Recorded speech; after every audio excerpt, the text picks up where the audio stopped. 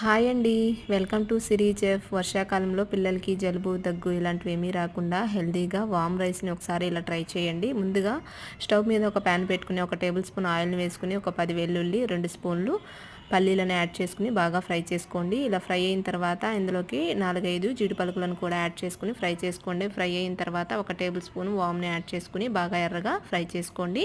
ఇలా ఎర్రగా ఫ్రై అయిన తర్వాత ఇందులోకి 4 పచ్చిమిరపకాయలు, ఒక ఎండుమిరపకాయను కూడా యాడ్ చేసుకుని మొత్తం అంతా ఒకసారి బాగా ఫ్రై చేసుకోండి. ఇలా ఫ్రై అయిన తర్వాత ఇందులోకి రుచికి తగినంత సాల్ట్, అలాగే చిటికెడు పసుపు వేసుకుని మరొకసారి ఫ్రై చేసుకోండి.